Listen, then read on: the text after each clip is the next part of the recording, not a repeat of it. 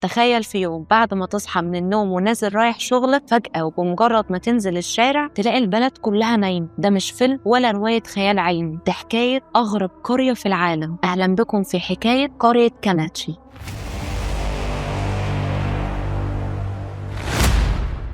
الموضوع بدأ في صيف 2014 لما كان فيكتور ماشي في شوارع كازاخستان، وتحديدا في طريقه ناحية قرية كالاتشي. لكن فيكتور ما وصلش لوجهته. فجأة وهو في الطريق حس انه بيفقد توازن، وبعدها فقد الوعي تماما. فيكتور صحي ولقى نفسه في المستشفى بعد ما كان مغمى عليه لمدة 4 أيام. وفي تصريحاته قال: عقلي كان متوقفا. ولما فاق ما كانش فاكر أي حاجة عن اللي حصل غير انه كان معدي من قرية كالاتشي. والأغرب بقى ان حالة فيكتور ما كانتش الأولى من نوعها. حسب شهادة واحدة من سكان القرية، أول حالة اتسجلت كانت سنة 2010 لبنت اسمها ليوبوف. كانت قاعدة مع أصحابها وفجأة أغمى عليها في وسطهم، ودخلت المستشفى وحاولوا بكل الطرق إنهم يفوقوها، لكنها صحت لوحدها بعد 4 أيام مع فقدان وعي وفقدان مؤقت للذاكرة. في البداية كانت الأحداث باينة إنها حالات إغماء عشوائية، لكن الغريب فعلا إن من الوقت ده بدأت حالات النوم تنتشر في القرية كلها. في سنة 2013 اتسجلت 130 حالة، واللي اتسمت بلعنة النوم. وده رقم مرعب، خصوصا ان اجمالي عدد سكان القرية كان حوالي 680 شخص. وفي سنة 2014 حصلت حادثة اغرب اثناء حصة دراسية في المدرسة. فجأة الفصل كله دخل في حالة نوم جماعي وما فاقش غير بعد يوم كامل. بعض الطلاب قالوا انهم شافوا هلاوس نوم غريبة، والاغرب من كده ان الناس من خارج القرية لما جم يساعدوهم اصيبوا بنفس حالة النوم. والمفاجأة الكبرى ان مش بس البشر هم اللي كانوا بيناموا، لا